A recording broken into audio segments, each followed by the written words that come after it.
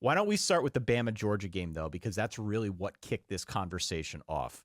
Yes. This was an evenly matched defensive slugfest almost the full way through. And Georgia committed, by my count, the two biggest mistakes in the game, which was a doinked 50-yard field goal. After like a nearly 8-minute drive, I want to say. 13 play, 750, somewhere in there.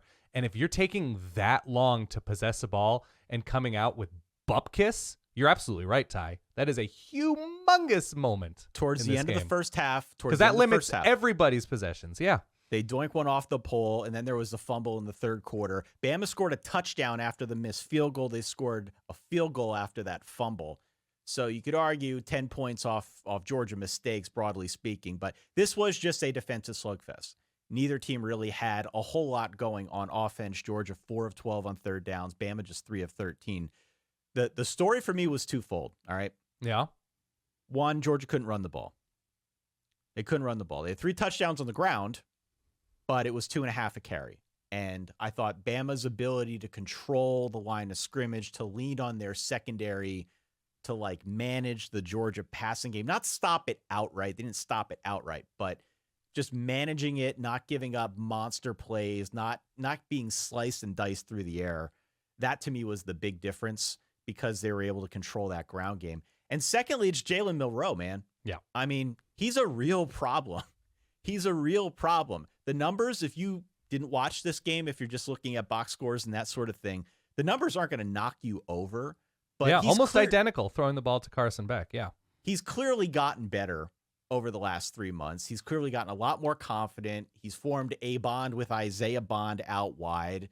They have figured out better ways to use him. They didn't use him as a runner, interestingly enough. We talked about that in the preview. Not too much, no. They didn't use him as a runner until very late in this game when they needed to ice it. And that's when he delivered. And so it's just a really interesting conversation to have about Alabama. I don't know how they fit into this playoff thing. Maybe you and I can parse that out. But the push-pull of the power rushing attack with the deep ball and the vertical threat, and then Jalen Milroe's ability to run when they want him to run, that poses a real resource issue for a defense, right? Are you committing to the deep ball? Are you committing men up front in the box to stop the run? Jace McClellan didn't play in this game. He tweaked a foot a week ago. So it's a very curious defensive scheme that you have to run against this version of Alabama.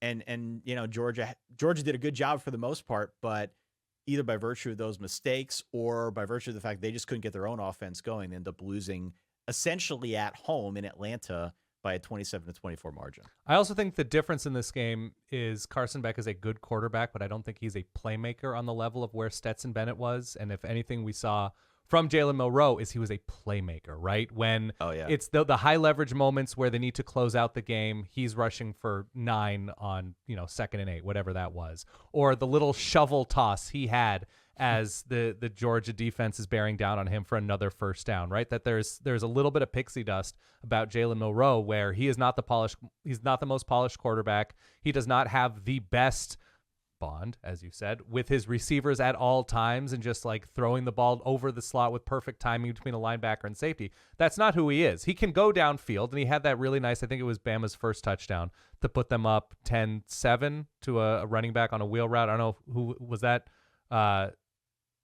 Who was that caught that ball? The running back out of the backfield on that first touchdown, Ty. Was that Jam Miller?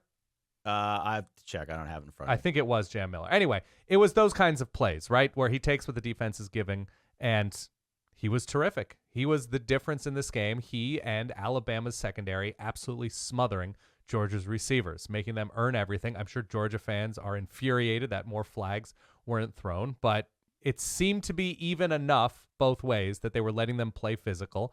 And for your part about Milroe not really running or not choosing to run or not seeing the running lanes, Georgia did an outstanding job, especially early spying him and making sure that they had guys in lanes. And it came down to the fact that Alabama was able to finish drives and Georgia wasn't. And what this means for Alabama moving forward, sure, we're going to get to shortly. But I thought clearly Alabama was ready for this game, especially at quarterback, in a way that Georgia wasn't quite. Even though Carson Beck made plays. We saw the long pass to Arian Smith, fastest guy on the Georgia team. You have to Always. legally say that. You have to say that legally every time you mention. And Brock Bowers certainly isn't at 100%, which affects things absolutely.